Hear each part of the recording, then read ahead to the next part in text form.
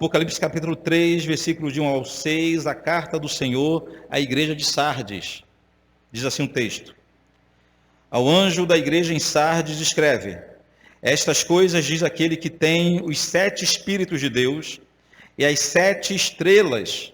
Conheço as tuas obras, que tens nomes de que vive e estás morto. Sê vigilante, consolida o resto que estava para morrer, porque não tenho achado íntegras as tuas obras na presença do meu Deus. Lembra-te, pois, do que tens recebido e ouvido, guarda-o, e arrepende-te, porquanto, se não vigiares, virei como ladrão, e não conhecerás de modo algum em que hora virei contra ti. Tens, contudo, em Sardes umas poucas pessoas que não se contaminaram as suas vestiduras, e andarão de branco junto comigo, pois são dignas. O vencedor será assim vestido de vestiduras brancas, e de modo nenhum apagarei o seu nome do livro da vida, pelo contrário, confessarei o seu nome diante do meu Pai e diante dos seus anjos. Quem tem ouvido, ouça o que o Espírito diz às igrejas. Pai querido, muito obrigado pela leitura da tua santa palavra, mais uma vez aqui, nessa manhã. Nós agora carecemos que o Senhor permaneça falando conosco, especialmente que o teu Espírito venha operar em nossas vidas, nos dando a iluminação necessária para que consigamos compreender a tua vontade revelada, Pai. Trabalhe em nós, através de nós, ó Deus. Em nome de Jesus. Em nome de Jesus.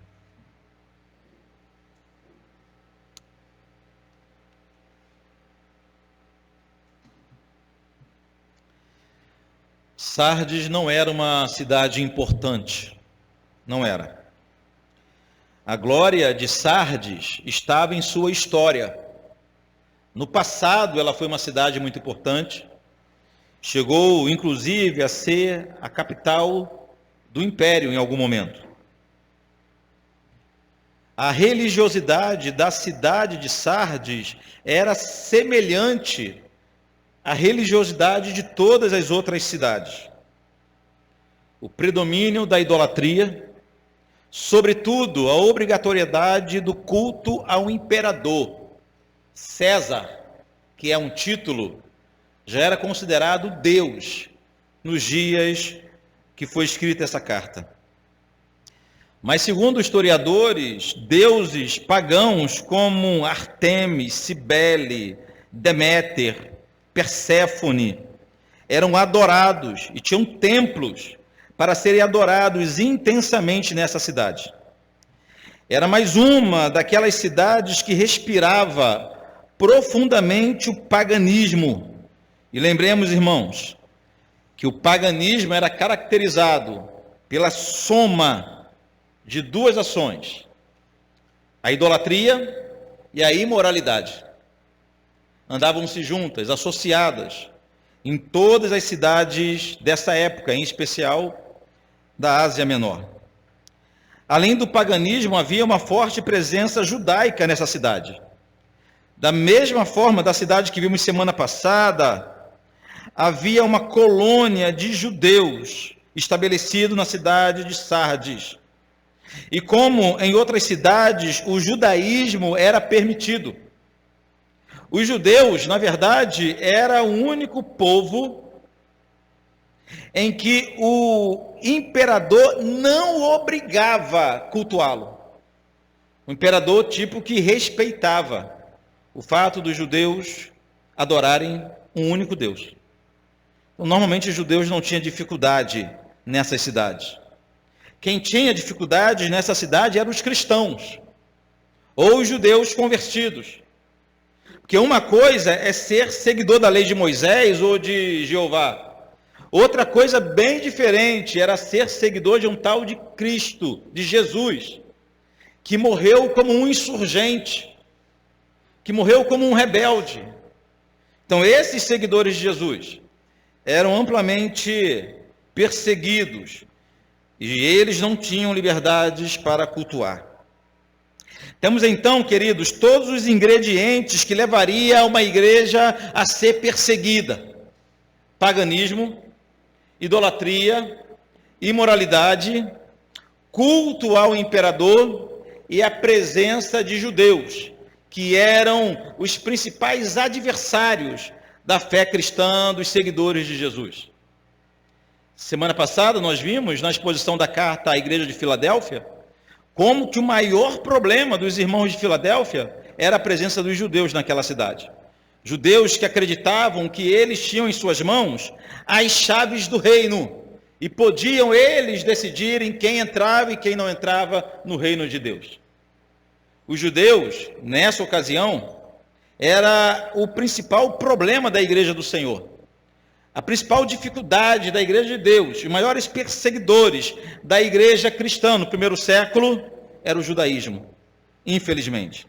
Então aqui em Sardes nós temos de novo todos esses ingredientes que levaria a igreja a sofrer uma grande perseguição.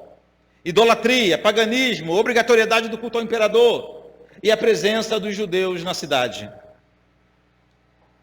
Ou seja, não deveria ser fácil ser cristão na cidade de Sardes.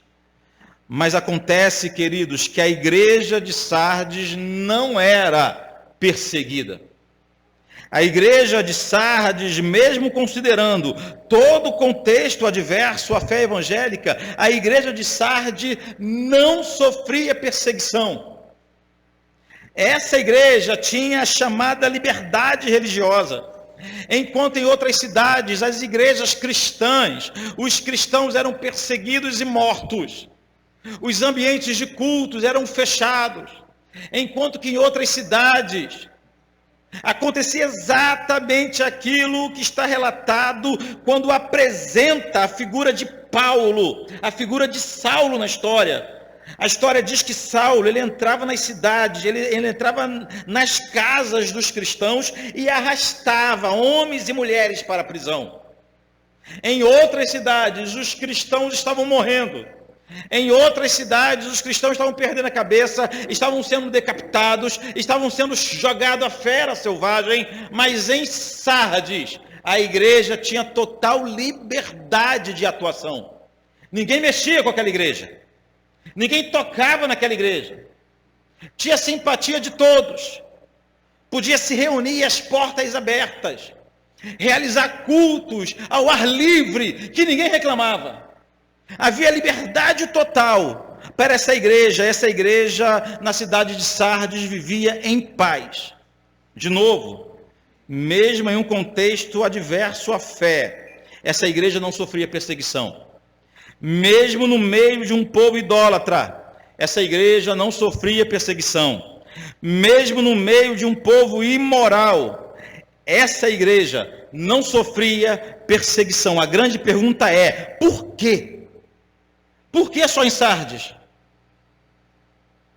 Porque essa igreja vivia em paz enquanto todas as outras eram martirizadas no primeiro século. O que esses irmãos tinham que as outras não tinham? O que essa igreja tinha que as outras não tinham? É uma boa pergunta.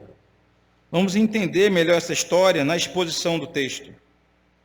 Como acontece em outras cartas, o Senhor se apresenta no início dessa carta, revelando sua divindade. Olha o versículo 1. Ao anjo da igreja em Sardes, escreve: estas coisas diz aquele que tem os 7 Espíritos de Deus e as 7 estrelas. Presta atenção. Quando Jesus, aqui é Jesus quem está falando, é Jesus quem está ditando, Jesus glorificado, que está ditando essa carta para João. Quando Jesus diz que ele tem os 7 Espíritos de Deus, é o mesmo que dizer que ele é completamente Deus. Não precisamos ficar tentando conjecturar, imaginar um sentido oculto, o que quer dizer os 7 Espíritos, como se fosse algo assim, extremamente mágico ou sombrio, sei lá. Não. Quando Jesus diz essas coisas, diz aquele que tem os 7 Espíritos de Deus. Ele está se identificando como sendo plenamente, completamente Deus. Nosso Senhor Jesus se apresenta aqui não como um enviado de Deus, não como um emissário de Deus, não como um mensageiro de Deus, mas como o próprio Deus. O Senhor ainda diz que ele tem em suas mãos as 7 estrelas. Lá no início desse diálogo com João, Cristo deixa claro que as 7 igrejas, que as 7 estrelas são as 7 igrejas da Ásia Menor. Que apesar dele estar se referindo a um local específico na humanidade, essas 7 igrejas representam todas as igrejas da história, inclusive a nossa. Então aqui, quando ele diz que ele tem em suas mãos as 7 estrelas, significa que ele tem em suas mãos todas as igrejas.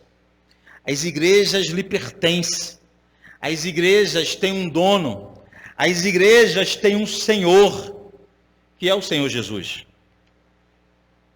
Na verdade, queridos, o que fica claro logo aqui no início da carta é a grandeza, a majestade, a divindade de Jesus. Jesus se apresenta como sendo o perfeitamente Deus, o perfeito e verdadeiro Deus, e o perfeito e verdadeiro Senhor das igrejas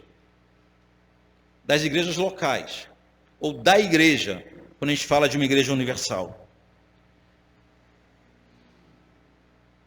Se aquela igreja estivesse recebendo a carta de um anjo, já seria glorioso, não seria?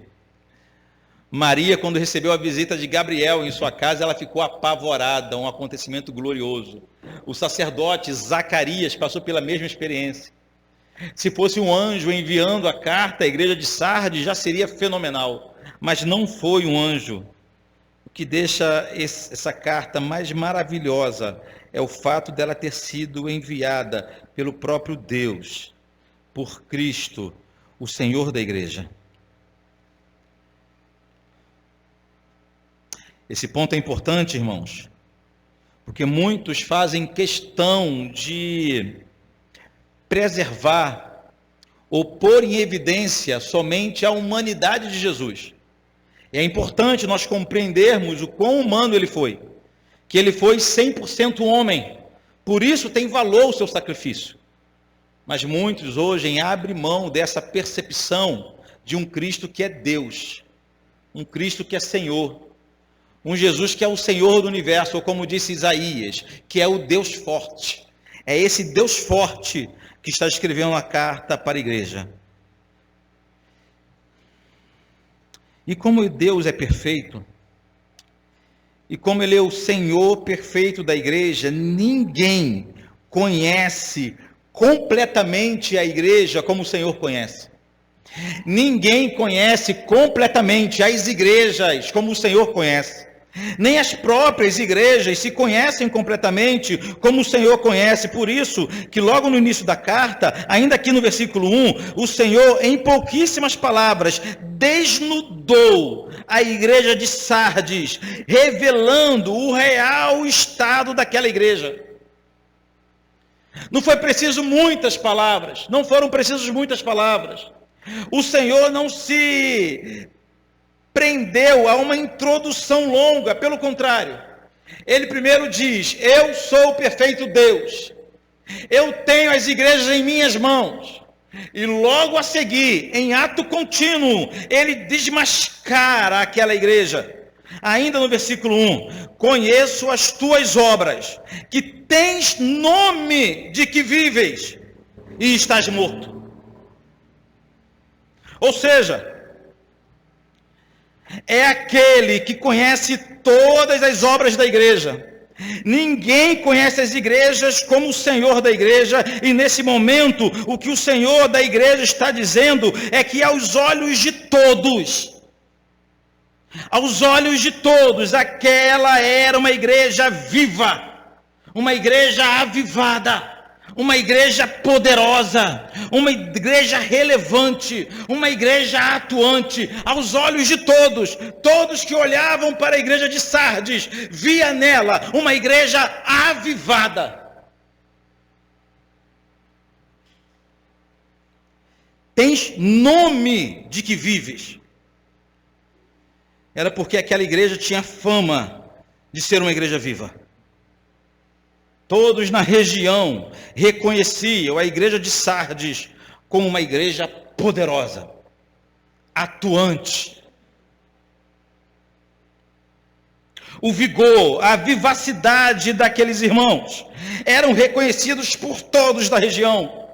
Todos os que passavam apontavam para aquela igreja e diziam: eis uma igreja avivada, eis um culto avivado, eis um povo avivado. Todos, sem exceção. A igreja de Sardes tinha a programação de uma igreja viva. A igreja de Sardes tinha eventos de uma igreja viva, tinha uma liderança de igreja viva, tinha um corpo de obreiros de uma igreja viva. A igreja de Sardes cantava músicas de uma igreja viva. A igreja de Sardes tinha a relevância na sociedade de uma igreja viva. Para a sociedade, aquela era uma igreja de verdade. Para os vizinhos, aquela era uma igreja vigorosa. Para as outras igrejas, aquela era uma igreja viva. Para os próprios membros, quando fazia uma reunião de membresia, eles chegavam à conclusão de que nós somos uma igreja viva, nós somos uma igreja avivada. Mas o único problema era que para o Senhor, o dono da igreja, aquela igreja já estava morta há muito tempo. O problema é que ninguém sabia. Ninguém percebia isso. Tens fama de que vives, mas está morto. Aparentemente viva. Canta como uma igreja viva. Prega como uma igreja viva. Evangeliza como uma igreja viva. Os cultos, os eventos, as programações, os departamentos funcionando como uma igreja viva. Todos na cidade reconhecem-a como uma igreja viva. Mas para Deus, que é quem interessa, para o Senhor, para o dono da igreja, ela estava morta. Só Deus sabia que aquela era uma igreja morta. Tens nome de que vives e estás morto. Que desgraça, uma desgraça.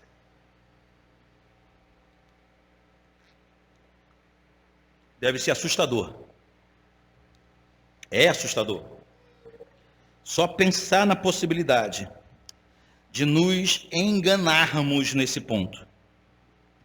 De uma igreja achar que está viva, acreditar que está viva, ouvir o testemunho de todos a respeito de si, confirmando que ela está viva, mas aos olhos do Senhor, ela já morreu há muito tempo, só não sabia.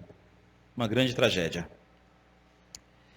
Essa tragédia, queridos, acontece porque o modelo humano de igreja viva não é o modelo divino de igreja viva. Os parâmetros são completamente diferentes. Os critérios utilizados por Deus para medir a vida de uma igreja é completamente diferente dos critérios utilizados pelos homens para medir a vida de uma igreja. É muito diferente. Para os homens, igreja viva é aquela que se associa com o mundo, ainda que não perceba. Porque quando a gente fala de associar com o mundo, a ideia que a gente tem é de algo doloso, né? Algo planejado. Proposital. Enquanto que não. Há um risco das igrejas, ou da igreja, ou de nós, nos associarmos com o mundo sem percebermos isso.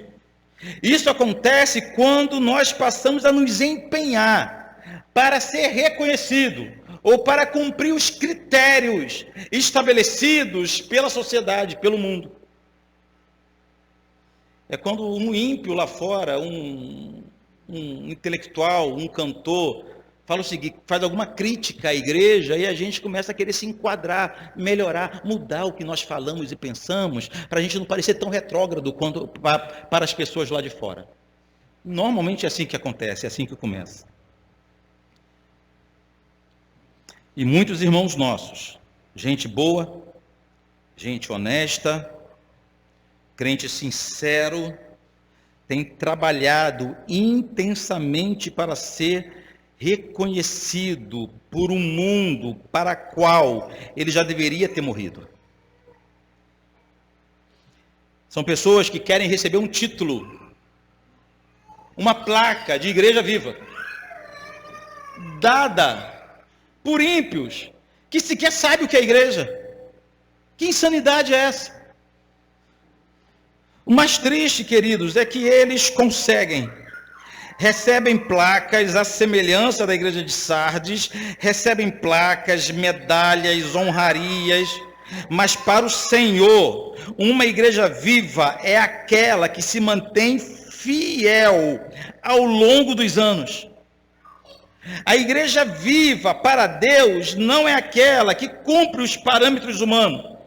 A igreja viva para o Senhor é aquela que prega o mesmo evangelho desde o dia que abriu suas portas, que não corrompeu a sua mensagem, que se manteve fiel à mensagem de Cristo, à mensagem da cruz. É aquela que não passou a enxergar a mensagem de Cristo como algo obsoleto, algo inadequado. Para o Senhor, essa é uma igreja verdadeira. Essa é uma igreja que tem vida.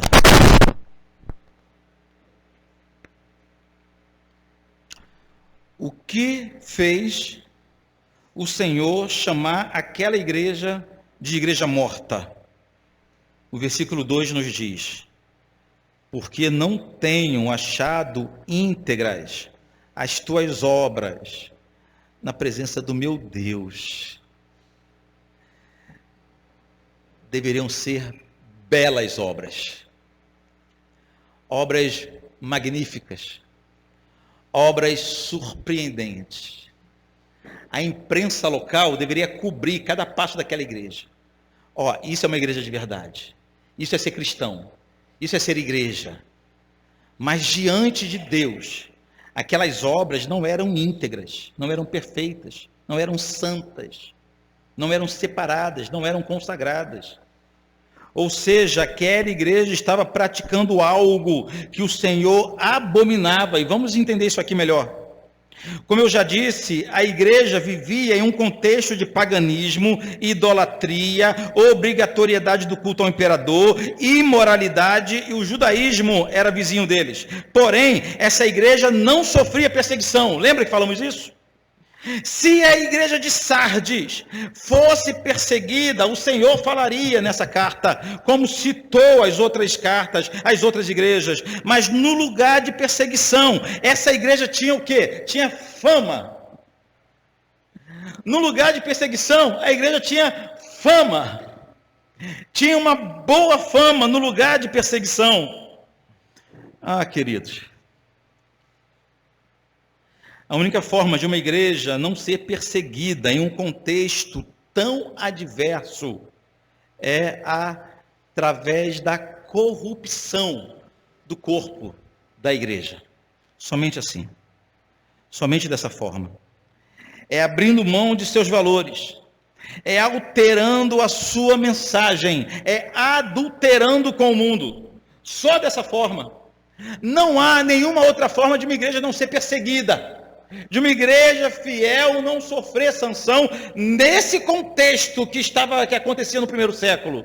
A única forma de uma igreja não ser perseguida é ela já ter cedido, ter negociado sua mensagem, negociado os seus valores, negociado sua pregação. Se não fosse isso, essa igreja já estaria morta nessa cidade. Mas quando o Senhor diz, porque não tenho achado íntegras as tuas obras na presença do meu Deus, muito provavelmente está denunciando, porque a única forma de uma igreja passar incólume, intacta, sem danos pela história, é negociando seus valores, é vendendo o seu púlpito, é vendendo sua mensagem, somente assim. Quando eu falo igreja, os irmãos entendem que isso se aplica também a cada um de nós em particular. A única forma de passarmos ilesos por essa história, é abrindo mão de nossos valores, é abrindo mão de nossa fé, é abrindo mão de nossa pregação. De repente você estranha o fato de você trabalhar em um local tão adverso e nunca ter tido problema com nada, né? Ligue um alerta. Acenda uma luz amarela, pelo menos, para constatar se de repente você já não negociou, já não abriu mão. De repente você já não acreditou que existe a possibilidade de não ser cristão em outros ambientes. Com isso, irmãos, a única conclusão que podemos chegar é que a igreja de Sardes já tinha tomado a forma da sociedade. A igreja já tinha cedido à pressão, a igreja já tinha, infelizmente, abandonado seu relacionamento com Deus para agradar os homens. Foi o apóstolo Paulo, escrevendo aos Romanos, no capítulo 12, disse o seguinte: não vos conformeis com esse mundo. Não se conformar é não tomar a forma, não entrar na forma, não se tornar igual. Paulo já tinha nos alertado isso. Não tornar-se semelhante aos de fora. E provavelmente a igreja de Sardes tornou-se idêntica aos de fora, ainda que sem perceber. Quando uma igreja toma a forma do mundo, quando deseja a qualquer custo ser reconhecido pela sociedade. Uma igreja toma a forma do mundo quando despreza a palavra de Deus na hora de definir sua missão e seus valores. Uma igreja toma a forma do mundo quando se importa mais com as opiniões dos de fora, ignorando que o Senhor, o dono da igreja, já nos deu um histórico de servos, de líderes piedosos que podem nos auxiliar na caminhada da igreja. Mas a igreja toma a forma do mundo quando vai lá para fora para querer entender como que os outros querem uma igreja. Houve um movimento nos Estados Unidos, uns 20 anos atrás, chamado Igreja Emergente. Quem já ouviu falar aqui nesse termo? Igreja Emergente. A Igreja Emergente surgiu com outro movimento também, chamado Novo Calvinismo, mas a Igreja Emergente desenvolveu uma técnica de plantar a igreja da seguinte forma: eles chegavam na cidade onde queriam plantar uma igreja e faziam uma pesquisa de mercado. Como você quer uma igreja? Qual o melhor horário para você ir ao culto? Qual a melhor frequência para os cultos? Como você quer que o pastor se vista? Em relação às tradições, os costumes. Fazia uma pesquisa de mercado. Aí chegava num denominador comum e dali eles plantavam uma igreja com a cara que a sociedade pedia. Uma loucura. Eles falam isso com toda alegria. Há um livro lá em casa chamado Igreja Emergente, uma análise pastoral, escrito por um deles, por Dan Kimball. E ele trata isso com maior naturalidade. O interessante, duas coisas que me chamaram a atenção. A primeira, eles descobriram que o mundo, os de fora, desejam uma igreja em que o templo, o espaço de culto, tenha cara de igreja, e não de casa de show, ou de supermercado, ou de shopping. Porque a tendência americana era transformar os espaços de culto numa casa de show. Eles descobriram que a humanidade procura a igreja com cara de igreja, com clima de igreja. Ao invés deles voltarem então à arquitetura antiga, eles fizeram um espaço cheio de cristais, de mandala, de incenso. Uma loucura, né?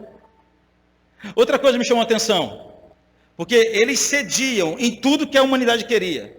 Aí eles constataram também que as pessoas do mundo têm dificuldade para lidar com finanças. Não gostam de falar de dízimos e ofertas, de ouvir falar em dízimos e ofertas.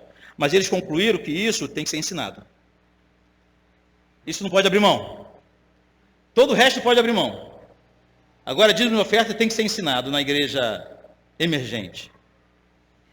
Essa loucura de tentar agradar qualquer outra pessoa que não seja o Senhor da igreja, transforma um povo que poderia sim ser um grande povo de Deus, um rico, abençoado e próspero e saudável povo de Deus, em uma igreja morta. Nada é mais desastroso para uma cidade do que uma igreja que deseja agradá-la. Nada é mais terrível para uma região, do que uma igreja que quer agradar a população da região. Nós queremos alcançá-los, não agradá-los. Queremos alcançá-los, pregar com fidelidade, que a pregação seja com piedade, seja regada a amor, seja com muito carinho e afeto, mas a nossa intenção, ao ser plantado em um lugar, é proclamar as verdades de Deus.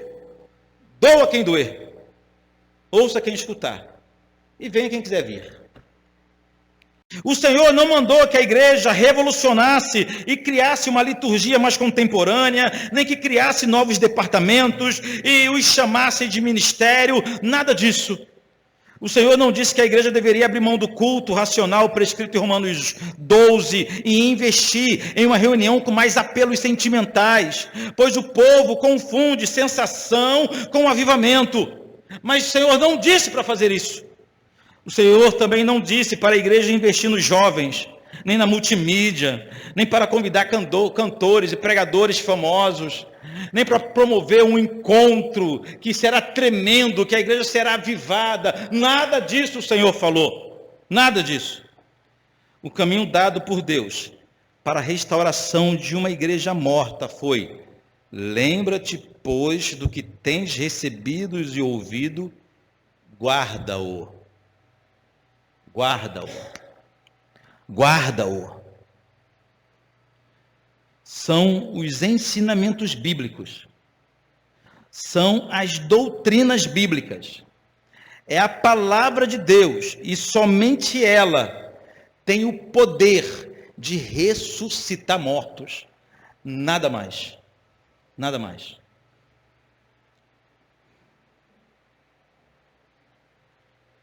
O que confere vida a uma igreja é a palavra de Deus. Se a pregação fiel da palavra de Deus não encher de vida uma igreja, nada mais encherá. Nada mais. Pode encher de gente, não de vida. Pode enchê-la de recursos, não de vida. Ou pode enchê-la de fama, mas não de vida. A palavra de Deus, queridos, não é apenas poderosa para salvar ou para ressuscitar mortos, mas a palavra de Deus é suficiente. O que significa isso? Significa que basta ela, apenas ela, e mais nada. Não precisamos de pregação fiel, mais técnicas motivacionais, ou de pregação fiel, mais eventos, ou de pregação fiel, mais emocionalismo, nada disso. A palavra basta, ela sozinha faz a sua parte, faz o seu trabalho, sem ajuda e sem auxílio de mais nada, irmãos. Qualquer outra coisa vai confundir, qualquer outra coisa. Eu já lembrei aqui para os irmãos um trecho do livro de C.S. Lewis, Cartas de um Diabo ao Seu Aprendiz. É uma obra de ficção, claro, né, que um diabo experiente, não vou lembrar o nome deles agora, um diabo experiente, ele vai ensinando um demônio iniciante, chamado Vermelindo. O demônio iniciante é Vermelindo. Vermelindo tinha a missão de impedir que um jovem se convertesse. Então, esse diabo velho escreve para ele toda semana explicando como ele deve agir. Vermelindo estava fracassando em sua missão. O jovem conheceu o evangelho e se converteu. Aí um trecho da carta, quando aquele jovem já estava convertido, o jovem é chamado de paciente na carta. Queria muito lembrar o nome do diabo antigo. Maldanado, obrigado, Caio. Maldanado. Maldanado escreve para Vermelindo o seguinte: agora que o paciente já conheceu a fé, tem pouca coisa que possamos fazer. A única coisa que podemos fazer agora é corrompê-la. A técnica de Maldanado para impedir o crescimento e o progresso espiritual daquele paciente, daquele jovem, não era arrancá-lo da fé, mas era apenas misturar alguma coisa à sua fé. Isso que é corrupção. Isso que é corrompê-la. Você não vai impedir que a pessoa conheça o evangelho. Você vai deixar ela conhecer o evangelho, mas faça ela acreditar que o evangelho sozinho não é suficiente. Que além do evangelho precisa de mais alguma coisa. Corrompa. toque de forma pequenininha, singela, um pequeno e singelo toque de veneno naquela caminhada cristã era o suficiente para macular todo o evangelho e comprometer o desenvolvimento espiritual daquele rapaz. Era suficiente.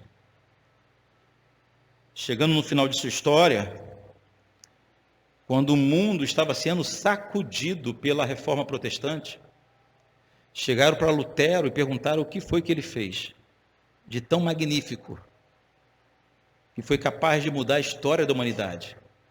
Lutero falou o seguinte: eu não fiz nada, a palavra fez tudo.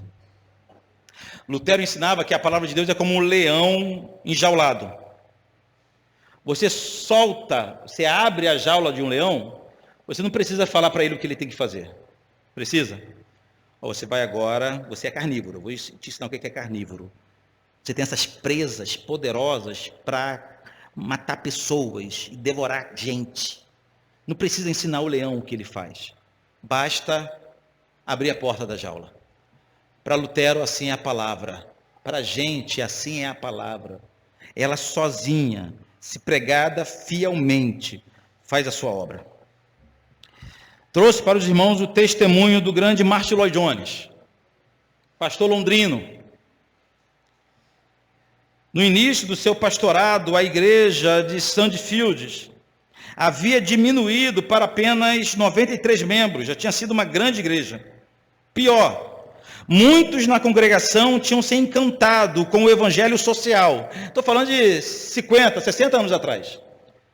Vocês entendem o que é o evangelho social, né? É o que tentam ensinar para a gente hoje, de que a igreja existe para ser, sobretudo, uma ONG, e não um farol do evangelho. Então, voltando, pior, muitos na congregação tinham se encantado com o evangelho social. Lloyd-Jones escolheu seguir o antigo caminho da exposição bíblica para a edificação da igreja. A sociedade de teatro foi suspensa. Noites musicais foram canceladas. A pregação do evangelho foi restabelecida. Enquanto Lloyd-Jones pregava a palavra de Deus, a igreja começou a crescer novamente. Ele instituiu um caminho antigo. Abriu mão de novas técnicas, mas se posicionou, como diz Steve Lawson, botou o púlpito no meio da igreja, posicionou-se como homem e pregou a palavra de Deus.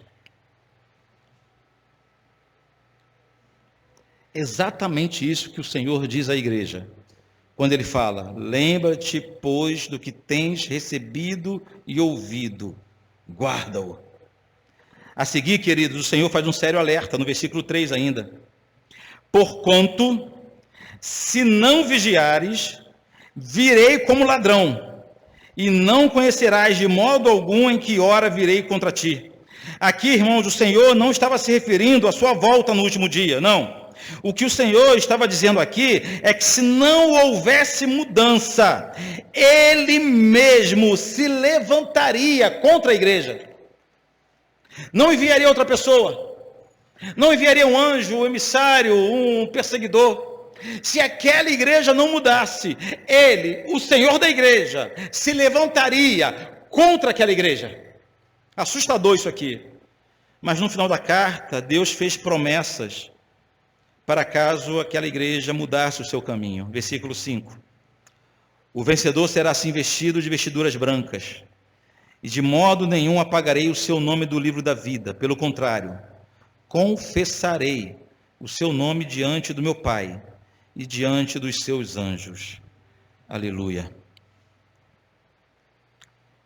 Obviamente, vencedor aqui é aquele, ou eram aqueles que voltassem a assumir sua fé em Jesus, ainda que isso lhe custasse a vida. Esses eram os vencedores. A esses que o Senhor está se referindo. O Senhor estava dizendo que se alguém, ou aqueles, que tivessem coragem de confessar que eram seguidores de Jesus, a esses, ele receberia de forma diferente na presença do Pai. Por isso que ele diz: confessarei o seu nome diante do meu Pai e diante dos seus anjos. Olha que troca magnífica. Ter coragem para confessar o nome de Jesus no meio de uma humanidade caída, e em troca, o Senhor Jesus confessará nosso nome diante do Pai e diante dos seus anjos. Partindo para o Evangelho, a igreja de Sardes é um antítipo de Cristo. Temos aprendido aqui na escola dominical o que é ser um tipo de Cristo. Não é outro Cristo, é alguém que em alguma medida representa Jesus no Antigo Testamento. Hoje tratamos de Jonas, na aula dada pelo pastor Sérgio. São tipos de Cristo. Mas também há antítipos de Cristo. Aqueles que são exatamente o exemplo ao contrário do que Cristo é. É o caso da igreja de Sardes. Enquanto a igreja de Sardes abandonou a vontade de Deus para tornar-se amiga do mundo, nosso Senhor Jesus foi condenado por cumprir cabalmente a vontade do Pai. Jesus por várias vezes disse que o seu alimento era fazer a vontade do Pai. A sua motivação era cumprir a vontade do Pai. Por várias vezes Jesus deixou claro que o que lhe movia na história era agradar o coração do Pai, e somente do Pai. Enquanto que as igrejas são tentadas a deixar de lado a vontade de Deus, os planos de Deus, os propósitos de Deus, o nosso Cristo morreu e padeceu. Por quê? Porque essa era a vontade do Pai. Essa era a vontade de Deus, viver para Deus. Viver somente para Ele. Foi para isso que a igreja foi chamada. Para isso que a igreja foi plantada. Para viver para Deus. O exemplo de Jesus nos deixa claro de que é possível alguém viver só para fazer a vontade do Pai. Mas já de largada, nós sabemos que não iremos conseguir isso de forma perfeita, não é verdade? Por isso nós contamos com a graça de Deus. Por isso nós confiamos no sacrifício de Jesus. Porque por mais que nós nos esforcemos, nenhum esforço será suficiente para cumprirmos cabalmente a vontade do Pai, como igreja ou como indivíduos. Mas nós nos recorremos para Cristo. Ele cumpriu a vontade de Deus por nós. Ele cumpriu cabalmente a vontade de Deus por nós. E hoje a nossa luta por fazer somente, agradar somente o Senhor, é como retribuição pela poderosa salvação que já nos foi alcançada na cruz do Calvário. Quero trazer apenas 3 aplicações. Essas aplicações, irmãos, tiramos direto do versículo 3. O versículo 3 do texto que nós lemos tem 3 aplicações para finalizarmos a mensagem de hoje. Lembra-te, pois, do que tens recebido e ouvido, guarda-o e arrepende-te. 3 verbos. 3. Lembrar, guardar e arrepender. Lembrar é trazer à memória tudo que temos aprendido na palavra de Deus ao longo dos anos. E como podemos fazer isso? Lendo a Bíblia diariamente, revisitando nossos estudos, revisitando nossas anotações. Eu vejo que enquanto eu estou pregando, tem irmãos anotando, fazendo anotações, revisita-o. Não adianta anotar e depois você enterrar, cavar um buraco lá no seu quintal, enterrar o caderninho. Revisita o que você tem aprendido. Temos séries inteiras de nossas mensagens gravadas, disponíveis no nosso canal do YouTube.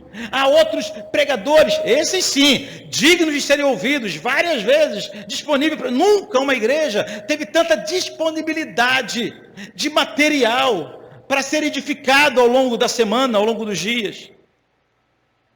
Lembrar, queridos, é justamente isso, é não abandonar a palavra de Deus um só instante.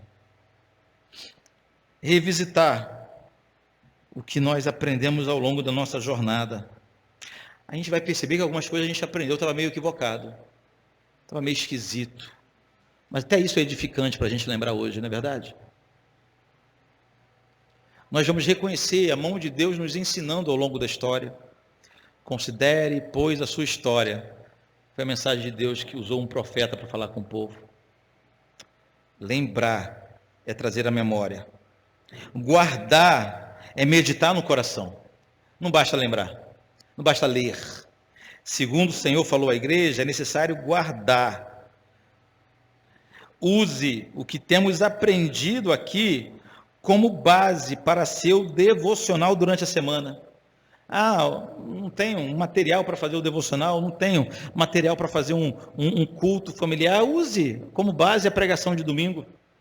O nosso projeto com pequenos grupos aqui para essa igreja é justamente essa. Há pouco tempo estava acontecendo um pequeno grupo, nós fizemos de forma embrionária para entender a experiência, como é que ia acontecer, por isso que nós não anunciamos, mas a ideia é justamente os irmãos se reunirem ao longo da semana em algum momento para reverberar a mensagem, especialmente as aplicações da mensagem de domingo. É uma forma que nós temos de guardar, é meditar com o coração e, por fim, se arrepender. Arrependimento é sentir vergonha do mau caminho, ou do mau ato, e abandoná-lo. Não existe arrependimento sem abandono. Não existe. Não existe. Arrependimento sem abandono não é arrependimento, é outra coisa. Nem sei denominar. Mas o arrependimento bíblico cristão é caracterizado por essa consciência do que é errado, uma vergonha do ato que é vergonhoso e uma disposição no coração, claro, na dependência do Espírito Santo, para abandonar o que é vergonhoso. Aqui no caso do texto de hoje, havia uma igreja que tinha esquecido sua missão. Havia irmãos que tinham abandonado sua missão aqui nessa terra, que tinham modificado seus valores aqui nessa terra e tinham muito do que se arrepender. É possível que você, fazendo uma lista do que te envergonha, ou do que causou frieza no seu coração, do que causou frieza em sua caminhada, é possível que você chegue à conclusão de que em algum momento, em algum grau, de alguma forma, em alguma medida, você negociou também seus valores, seus princípios e a sua mensagem. Ontem tivemos mais um encontro da formação de obreiros aqui. E todos nós lembrávamos como nós já fomos mais atuantes, mais assíduos. Alguns porque caía num ativismo sem sentido. Porém, é fato nós constatarmos de que é verdade, nós já fomos mais crentes do que somos hoje. E possivelmente essa frieza no coração foi porque em algum momento a gente negociou o que nós acreditamos. O retorno para uma vida íntegra diante de Deus, para sermos igreja viva e pessoas vivas, cristãos vivos, o retorno passa pelo arrependimento sincero e a confissão diante de Deus. Amém? Vamos fazer uma oração? Pessoal do louvor, por favor. Pai querido, é diante de Ti que nós nos chegamos hoje aqui envergonhados. Senhor, porque em alguma medida nós também somos Sardes. Ainda que não tenhamos a fama de Sardes, mas em algum grau, nós de vez em quando cedemos à tentação de negociar nossos princípios e valores com gente que nem conhece o Senhor. Na tentativa de agradá-los, temos te desagradado. Na tentativa de agradá-los, temos virado as costas para Deus. Na tentativa de termos uma vida mais sossegada, sem atropelos, sem perseguições, sem calúnia, sem difamação. Na tentativa de sermos enxergados como gente culta, letrada, educada, fina. Muitas vezes nós negociamos nossa mensagem. Se não como igreja, muitas vezes como indivíduos, temos feito isso. que nós não queremos virar as costas para o mundo com uma religiosidade fria e insensível, não. Dar-nos piedade, dar-nos amor pelos perdidos, mas que movidos por esse amor, nós preguemos somente a verdade. Quantos de nós aqui nessa manhã precisam de um avivamento em suas vidas? Se não estão caminhando como mortos, estão como semi-mortos ou a perigo de morte. Então todos nós, presentes hoje aqui, em alguma medida, necessitamos de um avivamento. Avivamento que só virá através de nossa entrega à sua palavra. Que também a primeira manifestação de mudança será com arrependimento sincero no coração. Nós nos arrependemos, Pai. Nos arrependemos de não sermos crentes como éramos antes. Nos arrependemos de termos fretado com o mundo em alguma medida. Nos arrependemos de termos negado seu nome, se não com palavras, muitas vezes com ações. Nos arrependemos de não ter cumprido ainda o nosso propósito aqui nessa terra. Nos arrependemos de termos até então vivido só para nós mesmos ou colocado nossas demandas acima das demandas do reino. Nos arrependemos, Pai. Que haja avivamento em nossas vidas. Que haja o verdadeiro avivamento em nós. Clamamos por Ti. Clamamos em nome de Jesus. Amém.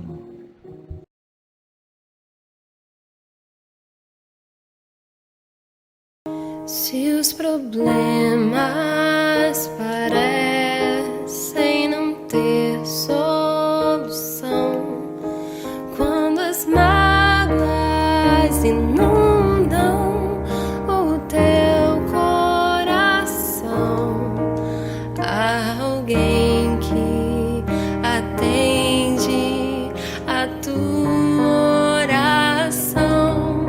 Jesus Cristo, Mestre, Senhor,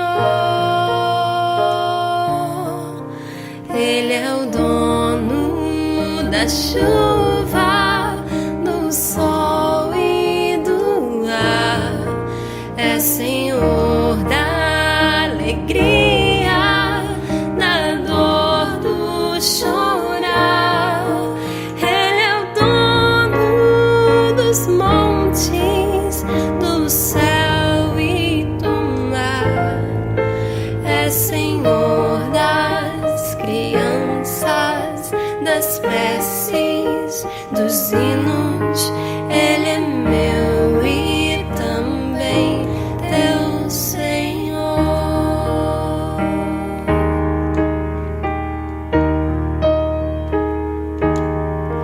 Ele é o caminho, a verdade, a luz. Abre teu coração e recebe a Jesus. Tua vida é Cristo que agora conduz, pois é Ele teu Mestre, Senhor. Ele é o dono da chuva,